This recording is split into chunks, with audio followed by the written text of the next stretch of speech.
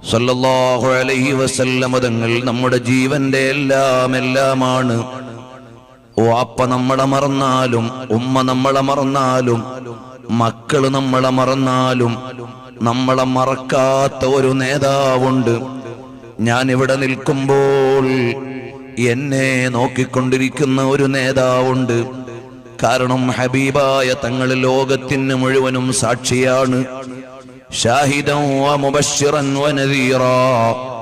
മറ്റു പ്രഭാഷണങ്ങളിൽ അതെല്ലാം വിശദീകരിച്ചിട്ടുള്ളത് കൊണ്ട് ഇപ്പോൾ അതിലേക്ക് കടക്കുന്നില്ല. ഹബീബായ നബി തങ്ങൾ നമ്മെ നോക്കുന്നുണ്ട്.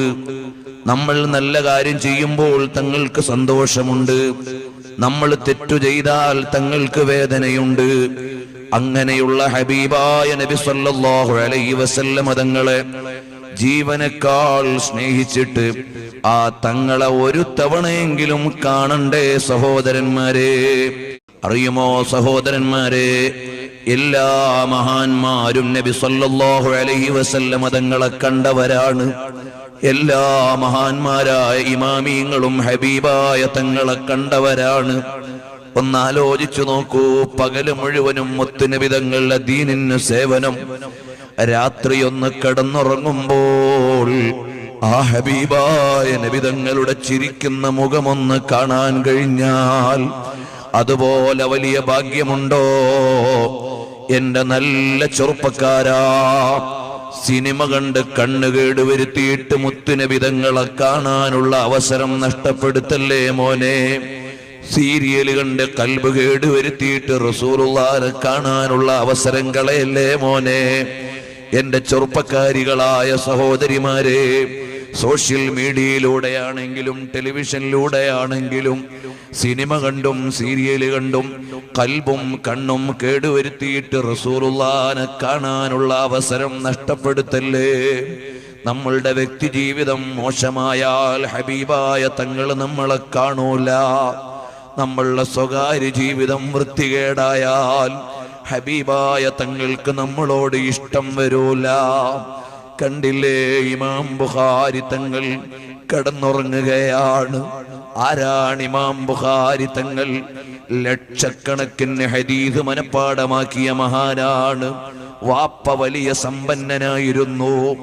ആ സമ്പന്നനായ വാപ്പക്ക് വേണമെങ്കിൽ മകനെ കച്ചവടത്തിന് വിടാമായിരുന്നു, അല്ലെങ്കിൽ ആ സമ്പത്ത് ഉപയോഗിച്ച് ഉമ്മയ്ക്ക് മകനെ കച്ചവടത്തിന് വിടാമായിരുന്നു.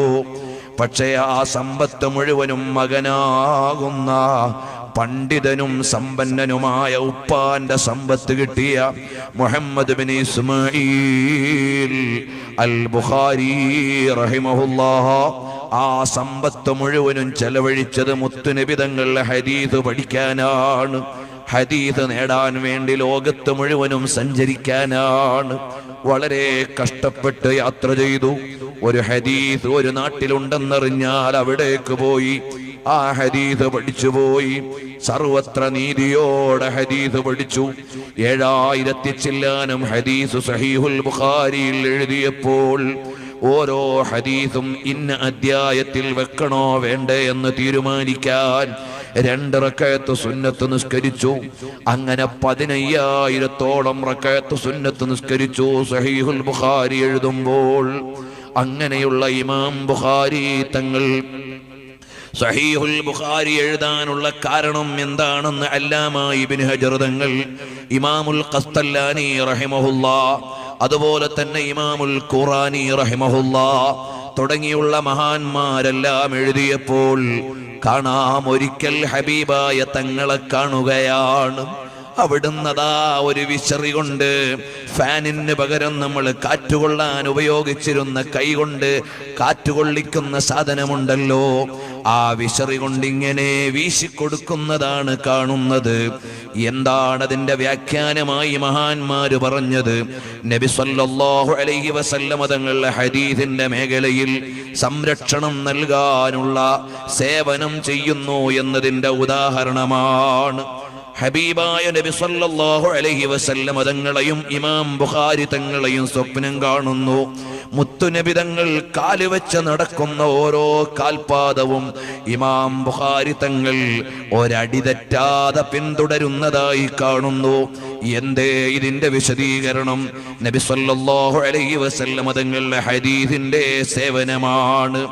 അതേ ഇമാം ബുഖാരി റഹിമഹുല്ലാഹ് ഒരുപാട് തവണ ഹബീബായ തങ്ങളെ കണ്ടെന്ന് മാത്രമല്ല, ഒരിക്കൽ കഅബയുടെ തണലിൽ ഇരുന്നു കൊണ്ട് കിതാബ് വായിക്കുന്ന ഒരു മഹാനോട് ഉറക്കിൽ വന്നുകൊണ്ട് നബി തങ്ങൾ ചോദിച്ചു, അല്ല നിങ്ങൾ എന്തേ എന്റെ കിതാബൊന്ന് വായിക്കാത്തത്? അപ്പോൾ ചോദിച്ചു, അല്ല തങ്ങളെ, തങ്ങളുടെ കിതാബ് ഏതാണ്? എന്റെ കിതാബാണല്ലോ അൽ ജാമിഉസ് സഹീഹ്, ഇമാം ബുഖാരി തങ്ങൾ ക്രോഡീകരിച്ച ജാമിഉസ് സഹീഹ് എന്റെ കിതാബാണ്. അതെന്തേ നിങ്ങളൊന്ന് വായിക്കാത്തത് എന്ന് ഹബീബായ നബി സല്ലല്ലാഹു അലൈഹി വസല്ലം തങ്ങൾ ചോദിക്കുകയാണ്. ഇങ്ങനെ രാത്രി കിടന്നുറങ്ങുമ്പോഴും ഇടക്കൊന്ന് മയങ്ങുമ്പോഴും ഹബീബായ തങ്ങളെ കണ്ട് തങ്ങളുടെ ജീവിതത്തിന്റെ കാൽപ്പാടുകളെ പിന്തുടർന്ന മഹാനാണ് അൽ ആലിം അൽ അല്ലാമ അൽ ഹാഫിദ് അൽ ഹുജ്ജ ഇമാം ബുഖാരി റഹിമഹുല്ലാഹ്. അല്ലാഹു തആല അവിടുത്തെ ബറക്കത്ത് കൊണ്ട് നമുക്ക് ഇൽമു തരട്ടെ. അവിടുത്തെ ഖബറടക്കി കഴിഞ്ഞപ്പോൾ പരിസരത്തുള്ള മണൽത്തരിക്ക് മുഴുവനും കസ്തൂരിയുടെ ഗന്ധമാണ്. ആളുകൾ വന്ന് ബറക്കത്തിന് മണ്ണെടുക്കാൻ തുടങ്ങി. അവസാനം ഖബർ തന്നെ പൊളിഞ്ഞു പോകുമോ എന്ന് ഭയന്നപ്പോൾ ഗവൺമെന്റ് സെക്യൂരിറ്റി ഏർപ്പെടുത്തിയെന്ന് താരീഖുൽ ഇമാമുൽ ബുഖാരിയിലുണ്ട്. ആ ബുഖാരി ഇമാം തങ്ങൾ കനവിലും നനവിലും ഇരിപ്പിലും കിടപ്പിലും രാത്രിയിലും പകലിലും ഹബീബായ തങ്ങളെ കണ്ടുകൊണ്ട് ജീവിച്ച വലിയ മഹാനാണ്.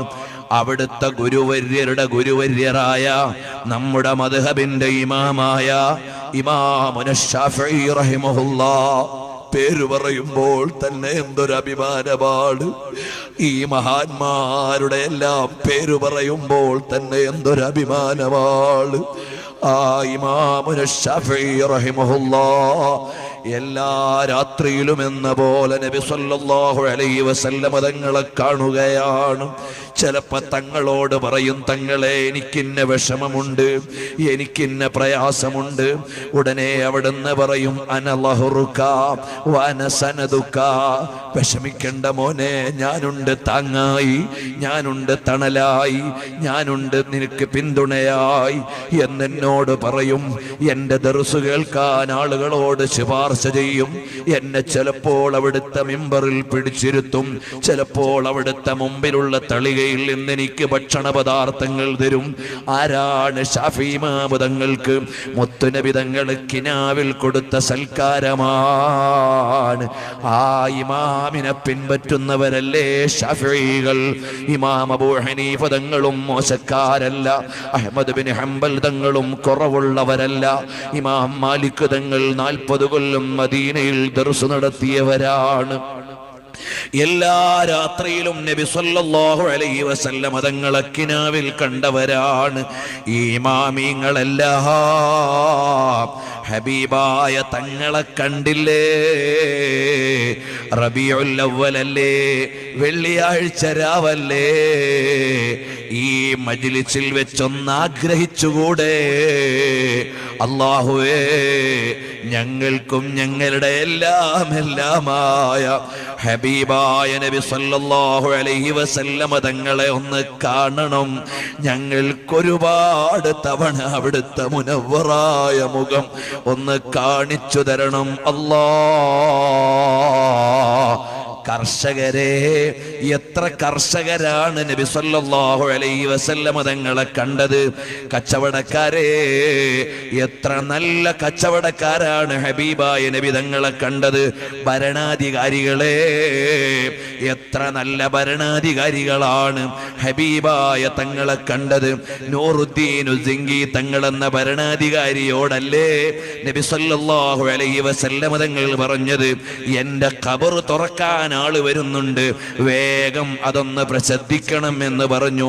ആ ഭരണാധികാരി തഹജ്ജുദ് നിസ്കരിക്കുന്ന ഭരണാധികാരിയായിരുന്നു, ഔറാദ് ചൊല്ലുന്ന ഭരണാധികാരിയായിരുന്നു, ദിക്റ് ചൊല്ലുന്ന ഭരണാധികാരിയായിരുന്നു. താരീഖുൽ മസ്ജിദുൻ നബവി ശരീഫിൽ ഈ ചരിത്രമുണ്ട്, വഫാഉൽ വഫ എന്ന ഗ്രന്ഥത്തിൽ ഈ ചരിത്രമുണ്ട്, താരീഖുൽ മദീനത്തുൽ മുനവ്വറയിൽ ഈ ചരിത്രമുണ്ട്, ദുർറുസ് സമീൻ എന്ന ഗ്രന്ഥത്തിൽ ഈ ചരിത്രമുണ്ട്, ഇമാം യൂസുഫ് സാലിഹ് ഷാമി ഈ ചരിത്രം എഴുതിയിട്ടുണ്ട്. അങ്ങനെ ഒരുപാട് ഇമാമിയങ്ങൾ രേഖപ്പെടുത്തിയതാണ്. അല്ലയോ സാധാരണക്കാരെ, ഹബീബായ തങ്ങളെ കാണാൻ എത്രയോ സാധാരണക്കാർക്ക് കഴിഞ്ഞിട്ടുണ്ട്. എന്നോട് എൻ്റെ ജീവിതത്തിൽ ആദ്യമായി ഹബീബായ തങ്ങളെ കണ്ടെന്ന സന്തോഷം പറഞ്ഞത് ഒരു 13 വർഷം മുമ്പ് ഒരു ചെറുപ്പക്കാരനാണ്. അദ്ദേഹം ആരാണ്? ഒരു സാനിറ്ററി കടയിൽ ജോലിക്കാരനായി നിൽക്കുന്ന ആളാണ്. അദ്ദേഹം എന്നോട് വന്ന് പൊട്ടിക്കരഞ്ഞുകൊണ്ട് പറഞ്ഞു, എനിക്കെൻ്റെ ഹബീബായ തങ്ങളെ കാണാനായി, സമ്പൂർണമായി ഒന്ന് കാണാൻ അവിടുന്ന് ദുആ ചെയ്യണം. ഞാൻ അദ്ദേഹത്തോട് കണ്ട രംഗങ്ങളെല്ലാം ചോദിച്ചു. പിന്നീട് ഞാൻ അദ്ദേഹത്തെ കുറിച്ച് അന്വേഷിച്ചപ്പോൾ നല്ല വ്യക്തി ജീവിതമുള്ള ആളാണ്, നന്നായി സ്വലാത്ത് ചൊല്ലുന്ന ചെറുപ്പക്കാരനാണ്, നല്ല ചിട്ടയിൽ ജീവിക്കുന്ന ആളാണ്, ജമാഅത്ത് മുടക്കാത്ത ആളാണ്, ഒഴിവുള്ള സമയം മുഴുവനും സ്വലാത്ത് ചൊല്ലുന്ന ആളാണ്. അല്ലാഹു അദ്ദേഹത്തിനും നമുക്കും ബറക്കത്ത് ചെയ്യട്ടെ. പിന്നെ ഏതെല്ലാം മേഖലയിലുള്ളവരാണ്, എത്ര ഉമ്മമാരാണ് സ്വലാത്ത് ചൊല്ലുന്നതായി കാണുന്നു അറിയുമോ? ചെറിയ പെരുന്നാളിന്റെ അന്ന് വഫാത്തായ ഇമാം ബുഖാരി തങ്ങളെ അക്കാലഘട്ടത്തിലുള്ള വലിയ ഒരു മഹാൻ നോക്കിയപ്പോൾ നബി സല്ലല്ലാഹു അലൈഹി വസല്ലം തങ്ങളെ കാണുന്നു. തങ്ങളോട് ചോദിച്ചു, തങ്ങളെ ആരെയാണ് കാത്തു നിൽക്കുന്നത്? അതേ, മുഹമ്മദ് ബിൻ ഇസ്മായിലുൽ ബുഖാരി വരാനായി ഞങ്ങൾ കാത്തിരിക്കുകയാണ്. അതേ സമയത്താണ് ഇമാം ബുഖാരി തങ്ങൾ വഫാത്തായത് എന്ന് താരീഖിന്റെ ഗ്രന്ഥങ്ങളിൽ ഉണ്ട് കേട്ടോ. അങ്ങനെ എല്ലാ മഹാന്മാരും ഹബീബായ തങ്ങളെ കണ്ടു. ഏത് മേഖലയിലുള്ളവരും സ്വലാത്തു ചൊല്ലി മഹബ്ബത്ത് ചൊച്ചുകൊണ്ട് മുത്തുനബി തങ്ങളെ കാണാൻ കഴിഞ്ഞിട്ടുണ്ട്. റബീഉൽ അവ്വലിലെ ഈ വെള്ളിയാഴ്ച രാവിൽ ഇവിടെ ഒരുമിച്ച് കൂടിയ നിങ്ങളോട് വലിയ ഇൽമു പറയാൻ ഞാനൊരു ആലിമല്ല, തഖ്വയിലേക്ക് നിങ്ങളെ ഉപദേശിക്കാൻ ഞാനൊരു മുത്തഖിയായിട്ടുണ്ടോ? ഞാൻ എൻ്റെ കാര്യത്തിൽ തന്നെ വലിയ ബേജാറിലാണ്. കാരണം എൻ്റെ കയ്യിൽ വലിയ അമലുള്ള ആളല്ല. غير تقي يأمر الناس بالتقى طبيب يداوي الناس وهو عليل.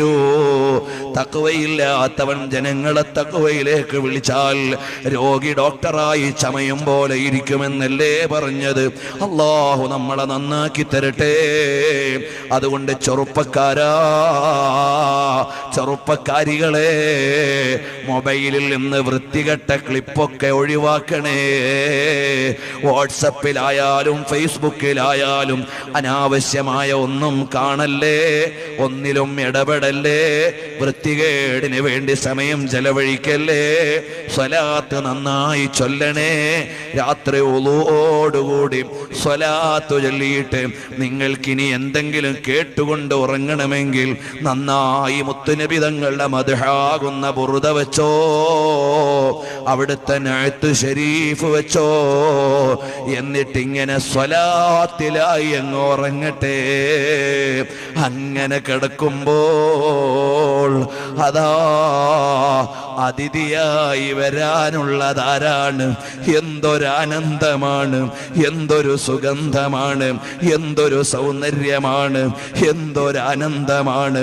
ലോകത്ത് പിന്നൊരു രാജാവിനെയും കാണാൻ പൂതി വരില്ല. ലോകത്ത് പിന്നൊരു നേതാവിൻ്റെ മുമ്പിലും ചെല്ലാൻ മോഹം വരില്ല. അങ്ങനെയുള്ള തികവിൻ്റെ നേതാവായ, സമ്പൂർണതയുടെ നേതാവായ മുഹമ്മദുർ റസൂലുള്ളാഹ് സ്വല്ലല്ലാഹു അലൈഹി വസല്ലം തങ്ങളെ കണ്ടുകൊണ്ട് അവിടുത്തെ മദീനയെ ആസ്വദിച്ചുകൊണ്ട് നമുക്കൊന്ന് കിടക്കണം, നമുക്കൊന്ന് ഉറങ്ങണം, നമുക്കൊന്ന് ഉണരണം, നമുക്കൊന്ന് ജീവിക്കണം. ഒരു ദിവസം നമ്മളെല്ലാം ഇവിടുന്ന് യാത്രയാകും. അന്ന് മുത്തുനബി തങ്ങൾ നമ്മളെ ഖബറിൽ ആശ്വസിപ്പിക്കാൻ വേണം.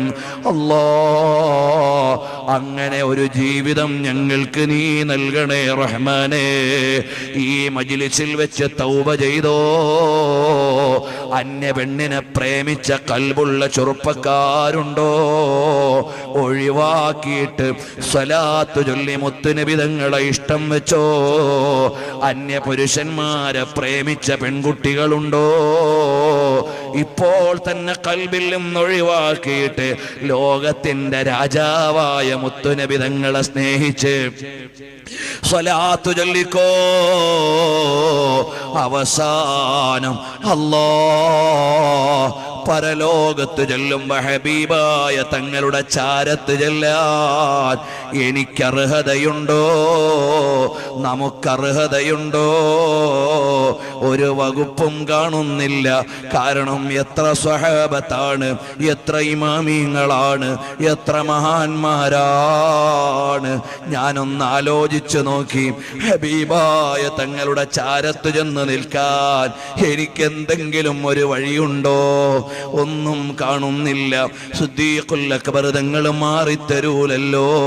തങ്ങൾക്ക് വെള്ളം കൊണ്ട് കൊടുക്കാനൊന്ന് നോക്കിയാലോ?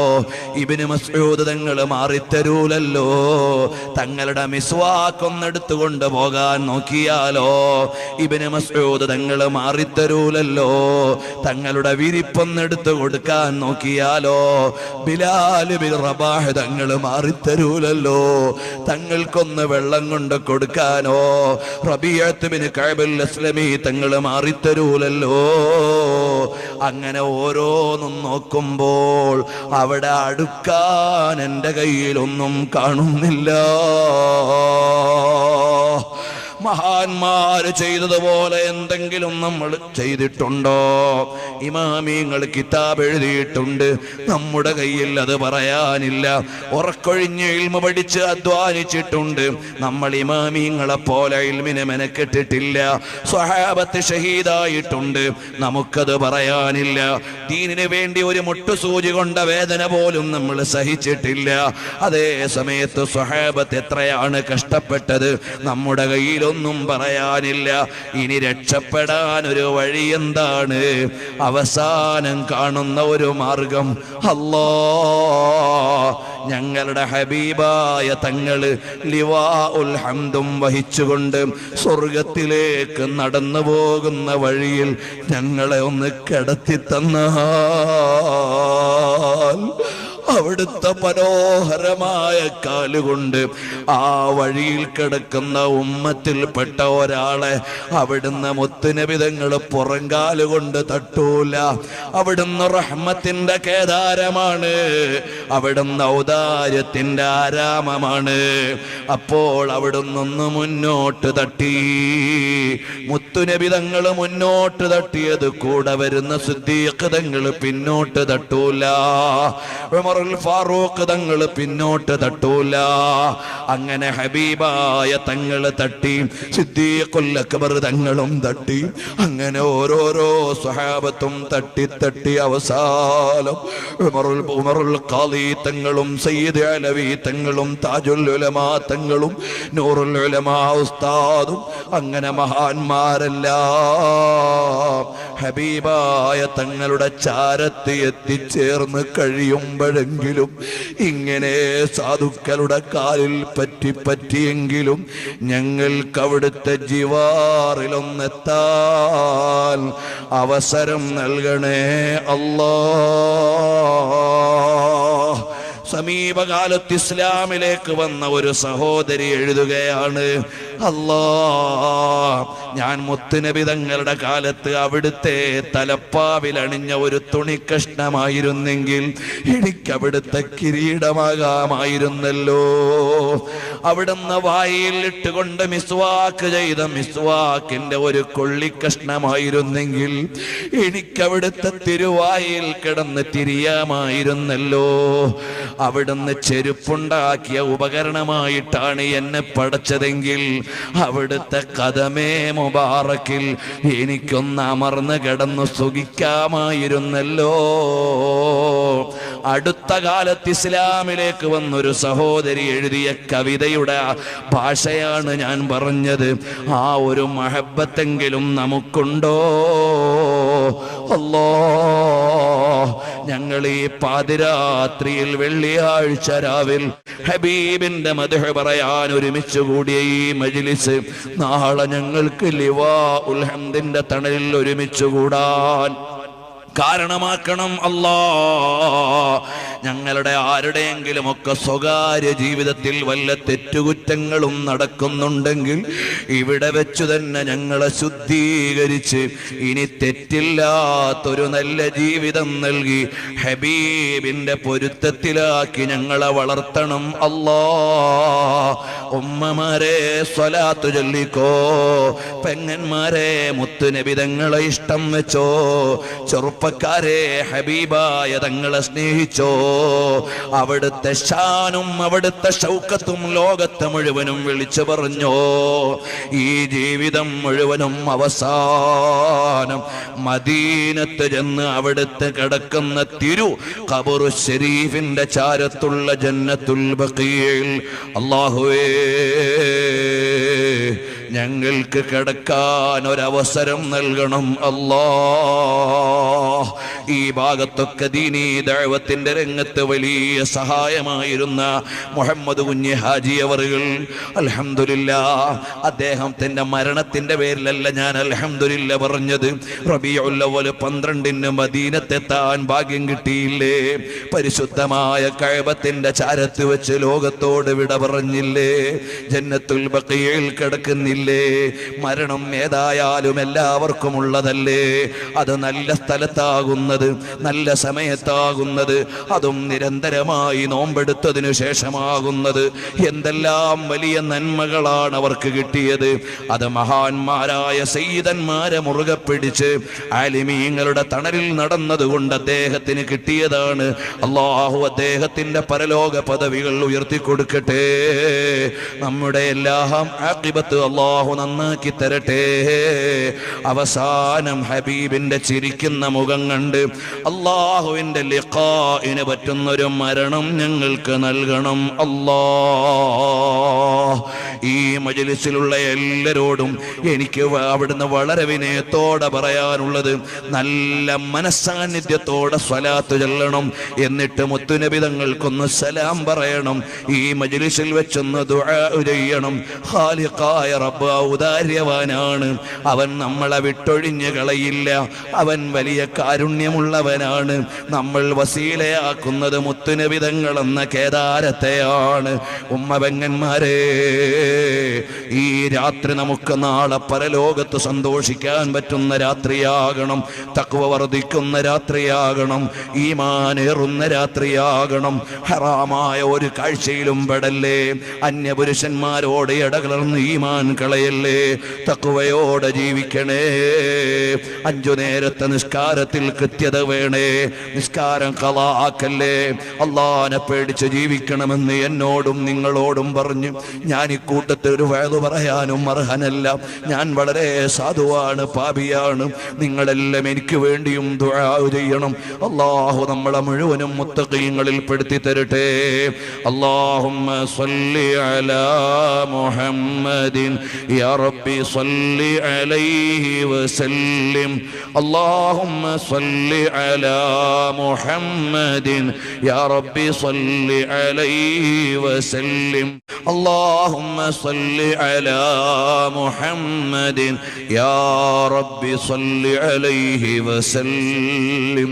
ഒരു 3 പ്രാവശ്യം നമുക്ക് മദീനത്തേക്ക് സലാം ചൊല്ലണം. എല്ലാവരും നല്ല മനസാന്നിധ്യത്തോടെ ചെല്ലണം. ഹബീബായ തങ്ങൾക്ക് സലാം ചൊല്ലുകയാണ്. എത്ര മഹാന്മാരാണ് സലാം ചൊല്ലിയപ്പോൾ മടക്കുന്നത് കേട്ടത്. അതിനൊന്നും നമുക്ക് കഴിയുന്നില്ലെങ്കിലും മുത്തുനബി തങ്ങൾ ഇഷ്ടത്തോടെ അതൊന്ന് സ്വീകരിച്ചു തരണം.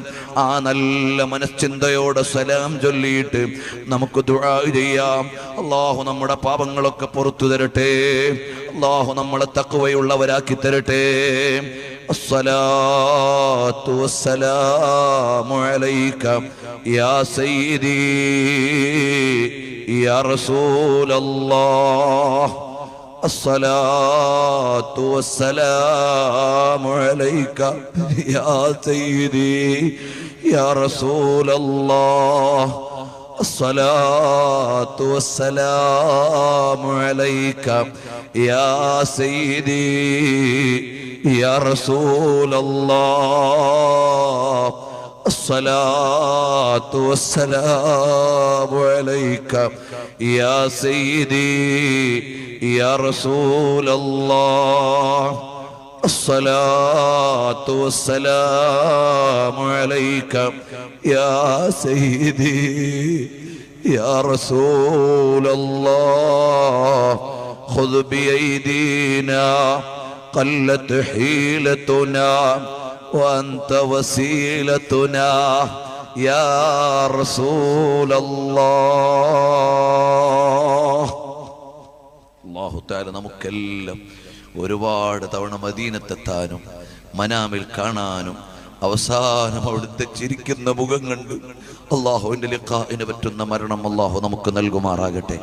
ഹബീബായ തങ്ങളോട് പെരുത്ത ഇഷ്ടം ഞങ്ങളുടെ കൽബിൽ നിറച്ച് രാവും പകലും അവിടുത്തെ മദ്ഹും അവിടുത്തെ പ്രകീർത്തനവും ചൊല്ലി അവിടുത്തോട് ഞങ്ങളെ ലയിപ്പിച്ചു തരണേ റഹ്മാനെ. ഞങ്ങളുടെ കൽബ് ഹബീബിലേക്ക് അടുപ്പിച്ചു തരണേ റഹ്മാനെ. ഒരുപാട് തവണ ഞങ്ങളെ മദീനയിൽ എത്തിക്കണേ റഹ്മാനെ. അവിടെ ചെന്ന് സിയാറത്ത് ചെയ്യുമ്പോൾ അവിടുത്തെ ഹുളൂർ നൽകണേ റഹ്മാനെ. അവിടുന്ന് സലാം അടക്കുന്നത് കേൾക്കാൻ ഞങ്ങൾക്കൊരവസരം നൽകണേ റഹ്മാനെ.